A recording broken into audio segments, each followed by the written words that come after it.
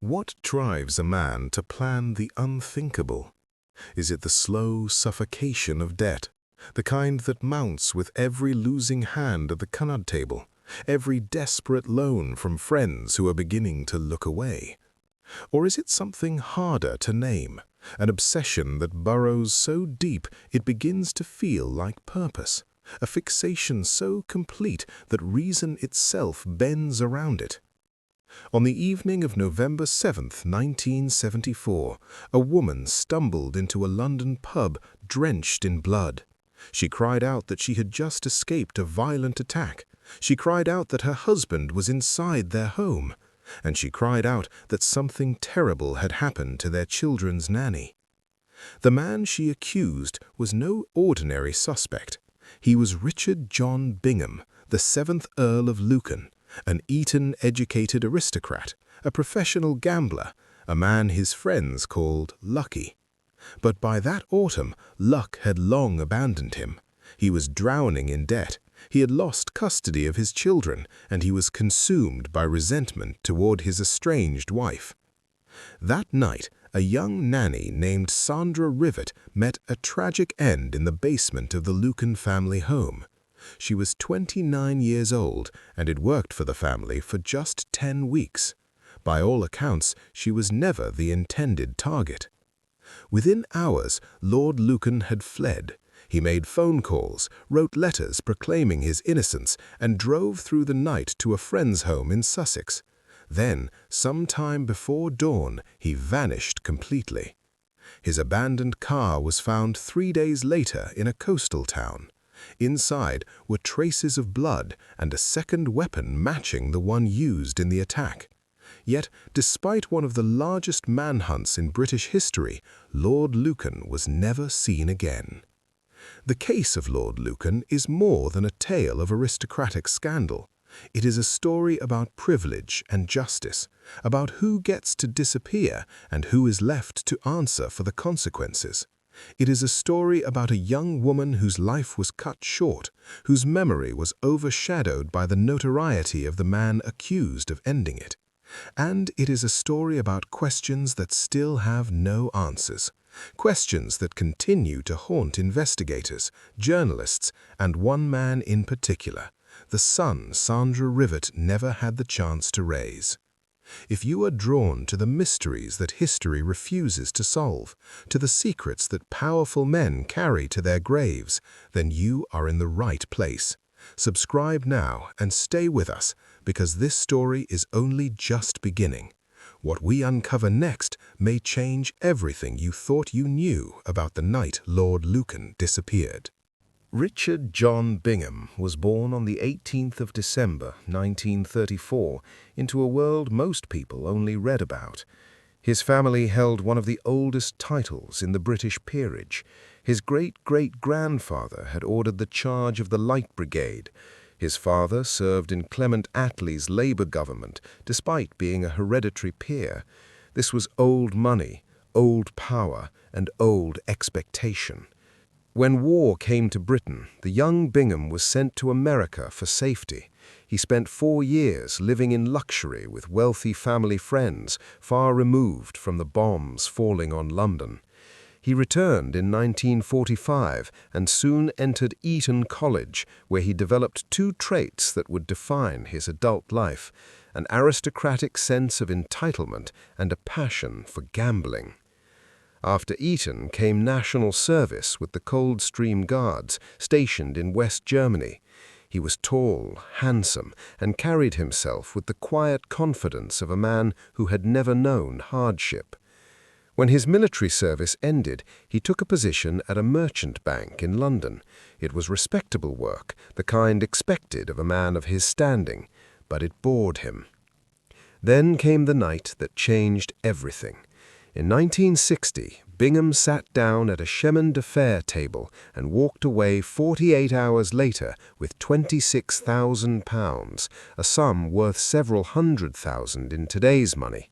It was more than he could earn in years at the bank. The win convinced him that gambling was his true calling. He resigned from his job and became a professional gambler. His venue of choice was the Claremont Club in Berkeley Square, Mayfair. Founded by the flamboyant John Aspinall, the Claremont was no ordinary casino. Its membership list read like a roll call of the British establishment: 5 dukes, 5 marquises, over a dozen earls, 2 cabinet ministers. Industrialists, aristocrats, and celebrities gathered there to play backgammon and chemin de fer for stakes that would make ordinary men faint. The club cultivated an atmosphere of 18th-century elegance, and Bingham fit right in. His friends began calling him Lucky Lucan. The nickname stuck, though it would prove deeply ironic. The truth was that Lucan lost far more often than he won. He was not a skilled gambler, but a compulsive one. Night after night, he returned to the tables, chasing the high of that first spectacular win. The losses mounted quietly at first, then rapidly. In 1963, he married Veronica Duncan, a former model and secretary. She was pretty and came from a respectable background, though not from aristocracy. Her sister had married one of Lucan's friends, which was how the couple met. The wedding made the society pages, and 2 months later, Lucan's father passed away. Richard John Bingham inherited the title, the estate, and the expectations that came with being the 7th Earl of Lucan. The couple moved into 46 Lower Belgrave Street in Belgravia, a tall white townhouse just a short walk from the Claremont Club. They had 3 children in quick succession: Francis, George, and Camilla. From the outside, it appeared to be a charmed life, a young earl and countess raising their family in one of London's finest neighborhoods. But behind the polished front door, the marriage was already fracturing. Veronica suffered from severe postnatal depression after each birth. She was prescribed a succession of medications that left her fragile and withdrawn. Lucan, meanwhile, spent most of his waking hours at the club, returning in the early hours smelling of cigars and whiskey. He had little patience for his wife's condition and even less understanding of it. The gambling debts continued to grow. By the early 70s, Lucan owed tens of thousands of pounds. He borrowed from friends, from family, from anyone who would extend him credit. His daily routine became a ritual of avoidance: breakfast at 9, coffee, letters, then off to the Claremont for lunch, backgammon in the afternoon, and cards late into the night. Veronica sometimes sat in the area the club called the widow's bench, waiting for her husband to finish losing their money. The man who once seemed destined for greatness was slowly unraveling.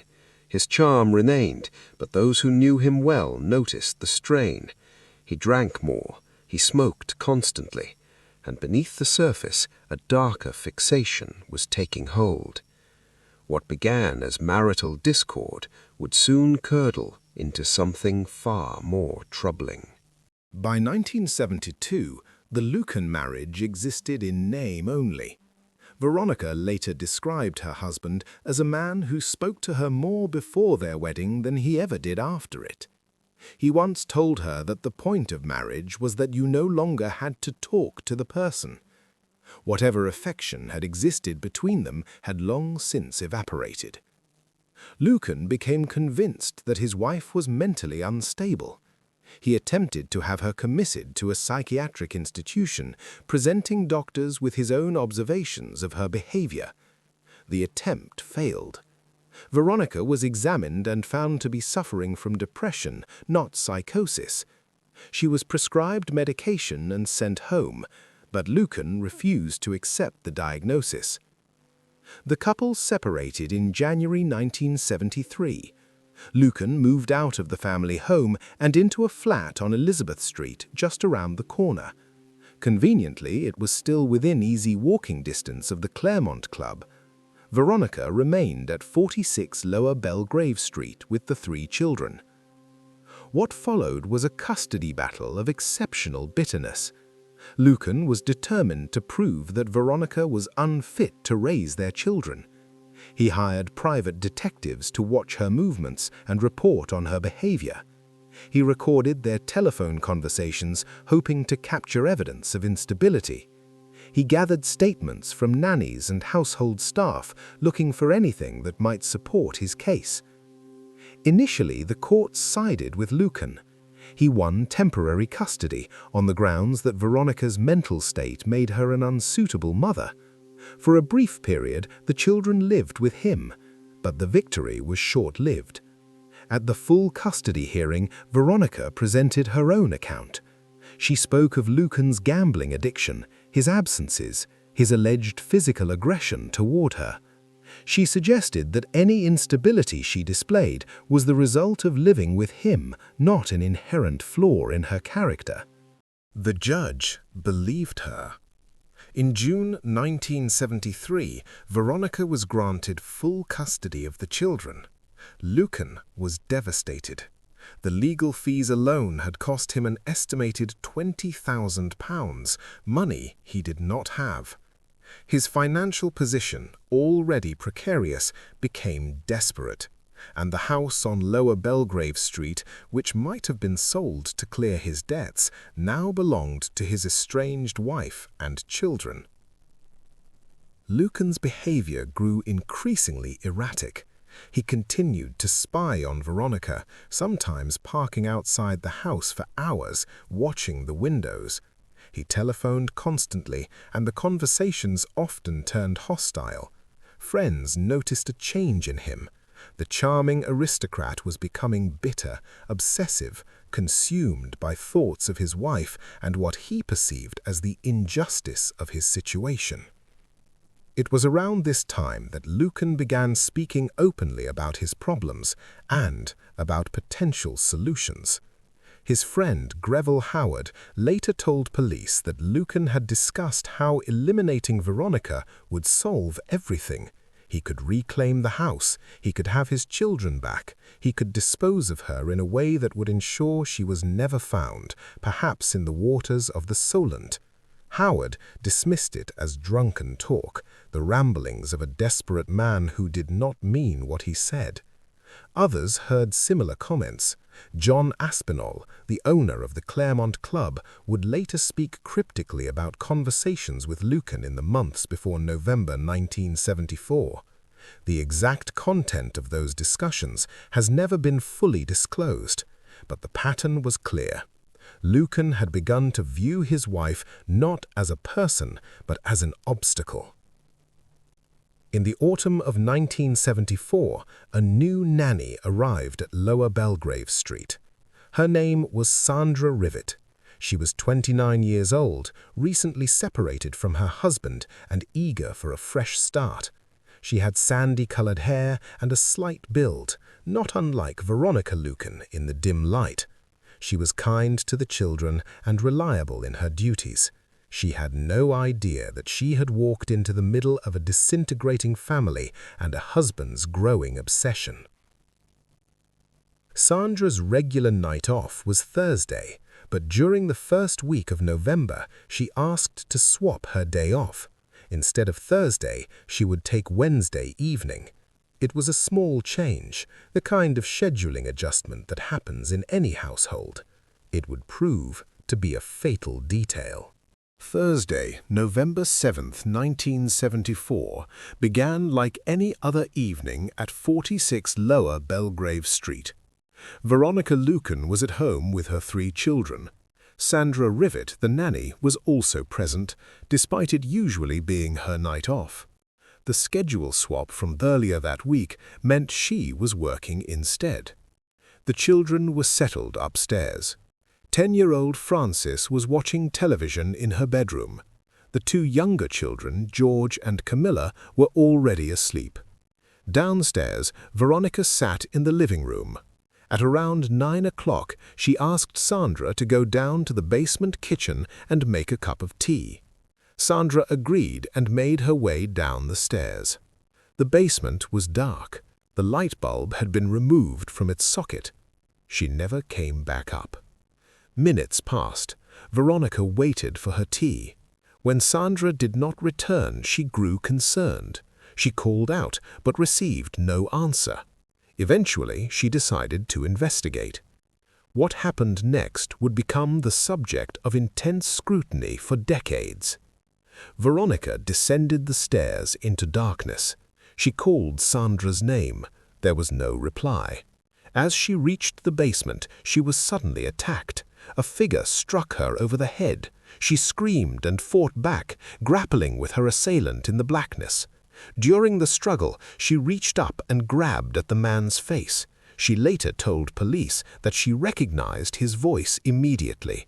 It was her husband. According to Veronica's account, the attack continued until she managed to incapacitate him momentarily by seizing a sensitive part of his body. He stopped, and then, she claimed, he spoke to her. He told her that he had made a terrible mistake. He told her that Sandra was gone, that he had confused the nanny for her in the darkness. Lucan, in Veronica's telling, then took her upstairs to the bedroom. He ran a bath. He attempted to tend to her wounds. He seemed agitated, desperate, perhaps beginning to comprehend the magnitude of what had occurred. Veronica realized that her survival depended on keeping him calm. She pretended to cooperate, waiting for an opportunity. It came when Lucan went to fetch a cloth from the bathroom. Veronica fled. She ran down the stairs, out the front door and into the street. Still bleeding heavily, she stumbled into the Plumber's Arms, the pub just meters from her home. It was approximately 9:45 in the evening. The barman and patrons watched in horror as she burst through the door. She was hysterical, covered in blood, barely coherent. She cried out that she had just escaped from being harmed. She cried out that her husband had attacked her, and she cried out that the nanny had met a terrible fate. The police were called immediately. When officers arrived at 46 Lower Belgrave Street, they found the children unharmed upstairs, unaware of what had transpired below. But in the basement, they discovered a scene of violence. Sandra Rivett's body was found inside a canvas mailbag. She had suffered severe injuries to her head, inflicted by a length of lead piping wrapped in surgical tape. The pipe was found nearby, bent from the force of the blows. Blood had pooled on the floor and splattered across the walls. A single light bulb lay on a chair, deliberately removed to ensure darkness. The forensic picture that emerged pointed toward premeditation. Someone had known the layout of the house. Someone had removed the light bulb before the attack. Someone had waited in that basement for a victim to descend the stairs. And Sandra Rivett, who was never meant to be there that Thursday evening, had walked straight into the trap. By the time police secured the scene, Lord Lucan was already gone. His car, a Mercedes, remained parked nearby, but another vehicle, a Ford Corsair he had borrowed from a friend named Michael Stoops several weeks earlier, was also missing. The hunt for the 7th Earl of Lucan had begun. While police examined the scene at Lower Belgrave Street, Lord Lucan was on the move. At approximately 10:45 that evening, Lucan telephoned his mother, the Dowager Countess. He was agitated and difficult to understand. He mentioned blood. He mentioned a mess. He asked her to collect the children from the house. She agreed, not fully comprehending what had happened. When she arrived at Lower Belgrave Street, police were already there. She took the children home with her.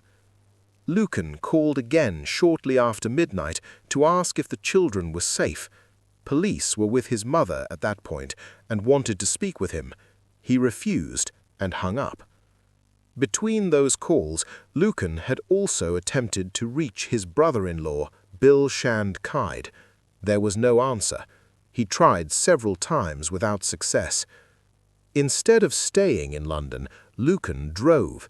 He took the borrowed Ford Corsair and headed south, arriving at the home of Ian and Susan Maxwell Scott in Uckfield, East Sussex, around 11:30 that night. Ian was away, but Susan was there. She let him in. What Susan Maxwell Scott witnessed was a man in visible distress. His trousers were damp. He appeared disheveled and shaken. She offered him a whiskey. He accepted, and then he told her his version of events. According to Lucan, he had been walking past the family home that evening when he glanced through the basement window. He saw a man struggling with his wife. He let himself in with his key, rushed down to intervene, and slipped in a pool of blood. The attacker fled. Veronica became hysterical and accused Lucan of hiring the man to harm her. Realizing how incriminating the scene appeared, he panicked and left. It was a story of extraordinary coincidence. A man who happened to be passing his estranged wife's home at the precise moment an intruder attacked her. A man who arrived just in time to witness violence, but too late to prevent tragedy. A man covered in blood who chose to flee rather than call for help. Susan Maxwell Scott gave Lucan paper and a pen. He sat down and wrote 2 letters, both addressed to Bill Shand Kyde. In the first, he described what he called the most ghastly circumstances. He wrote that he had interrupted a fight and that Veronica had accused him of hiring the attacker. He mentioned the overwhelming evidence against him.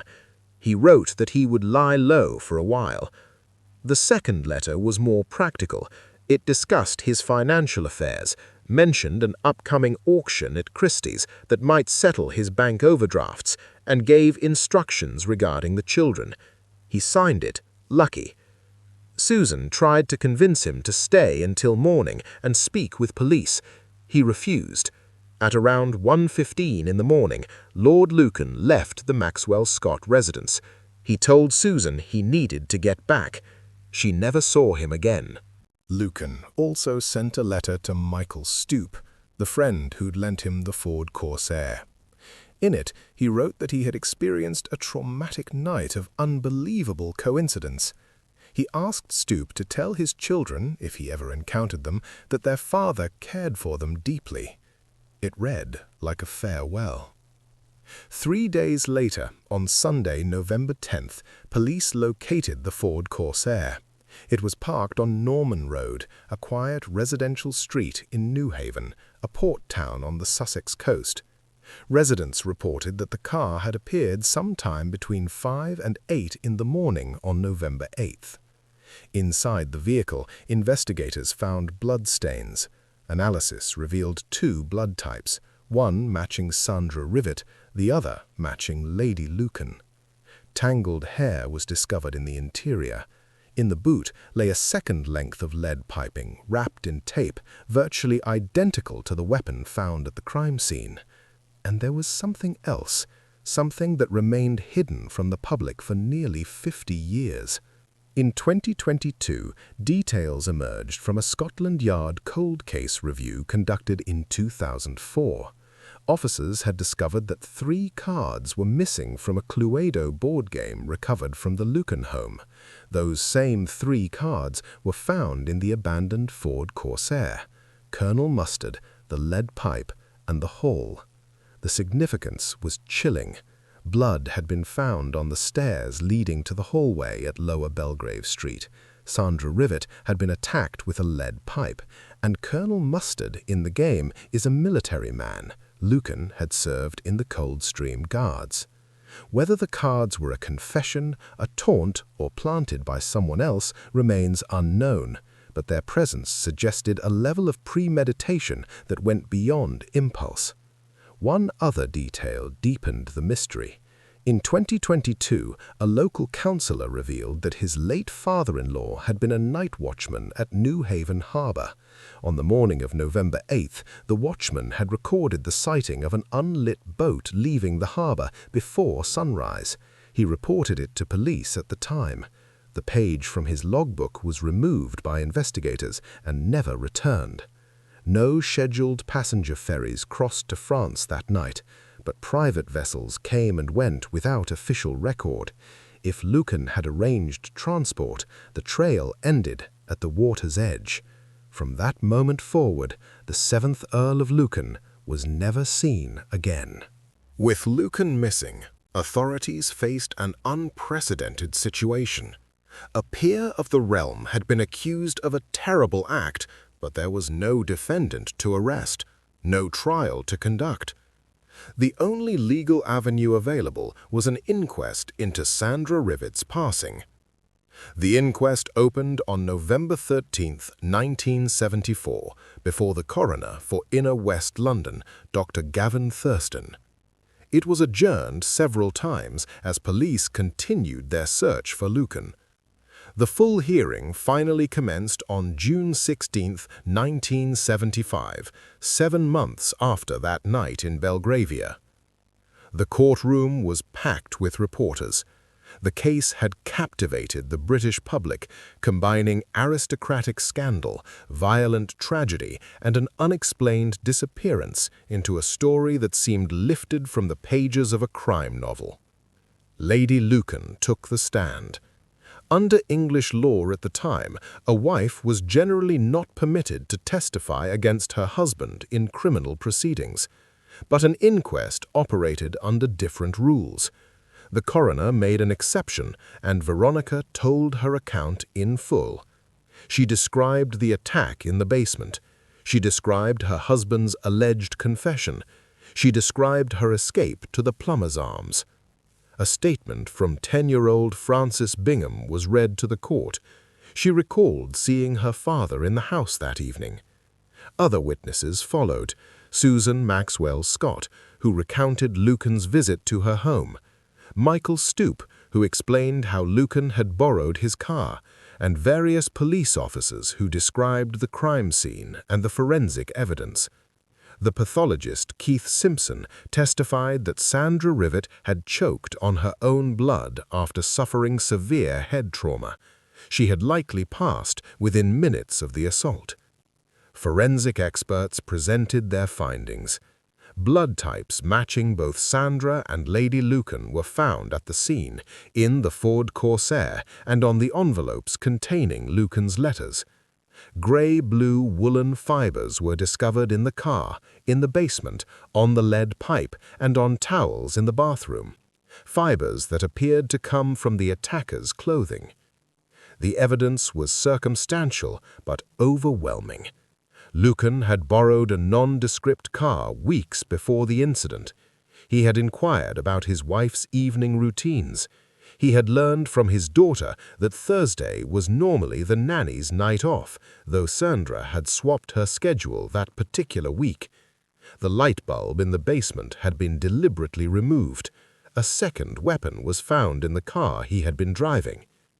His version of events, the passing intruder, the coincidental timing, the innocent intervention, strained credibility.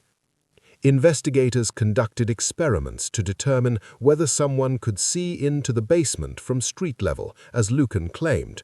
The results showed it was nearly impossible to observe anything clearly through that window, especially in darkness. After 4 days of testimony, the coroner summarized the evidence and instructed the jury. They retired to deliberate. 31 minutes later, they returned with their verdict. The foreman stood and spoke 3 words that would echo through British legal history.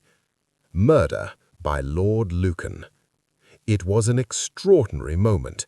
Richard John Bingham became the first member of the House of Lords to be formally named in such a verdict since 1760, when the 4th Earl Ferrers was hanged for taking the life of his servant.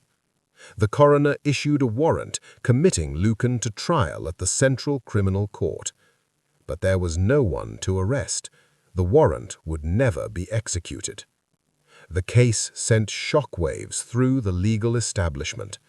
Critics argued that naming someone responsible for a death at an inquest without the protections of a criminal trial was unjust. The accused had no opportunity to mount a defense, no chance to cross-examine witnesses, no presumption of innocence. Within 2 years, Parliament passed the Criminal Law Act 1977, which stripped coroners' courts of the power to name individuals in this manner. The Lucan inquest was the last of its kind. In the weeks and months that followed, police pursued leads across the globe. Detective Chief Superintendent Roy Ranson, who led the investigation, initially believed Lucan might still be in Britain. As time passed, he shifted his view. The evidence, he concluded, suggested that Lucan had left the country and lived abroad for some years. Theories multiplied. Some believed Lucan had taken a ferry from New Haven and thrown himself into the Channel, unable to face the disgrace that awaited him. Lady Lucan herself supported this view, believing her husband had ended his own life within hours of fleeing. Others suspected his wealthy friends had orchestrated an escape. The Claremont set, John Aspinall, James Goldsmith and their circle, had the resources and connections to smuggle a man out of the country. Aspinall, in particular, seemed to enjoy fueling speculation. In interviews, he dropped hints that he knew more than he would say. He once remarked that he was more of a friend to Lucan after the events of that night than before, a comment that invited endless interpretation. The most sensational theory involved Aspinall's private zoo at Howlett's in Kent. According to this account, Lucan's friends had spirited him to the zoo, where he was encouraged to end his own life rather than face capture. His remains, the story went, were then disposed of by feeding them to the tigers. The tale was macabre and unprovable, but it persisted for decades. Aspinall's own mother once remarked to journalists that the last she had heard, Lucan was being fed to the tigers at her son's zoo. Reported sightings came from every corner of the world. Lucan was spotted in Australia, South Africa, India, Mozambique, Portugal, and New Zealand. A hippie living in Goa who bore a passing resemblance to the Earl was investigated and ruled out. He turned out to be a former teacher from Merseyside named Barry. In one peculiar twist, the manhunt for Lucan accidentally uncovered the fugitive MP John Stonehouse, who had faked his own passing and was living under an assumed identity in Australia. None of the Lucan sightings ever led anywhere conclusive. In 1999, 25 years after his disappearance, Lord Lucan was declared legally deceased. But the absence of remains meant his son George could not inherit the title. It was only in 2016, after the passage of the Presumption of Death Act, that George Bingham successfully petitioned the High Court to issue a death certificate. He became the 8th Earl of Lucan, more than 40 decades after his father vanished. Lady Lucan lived on in the shadow of that November night. Her relationship with her children fractured beyond repair. George was eventually adopted by his aunt and uncle after Veronica was hospitalized for mental health treatment.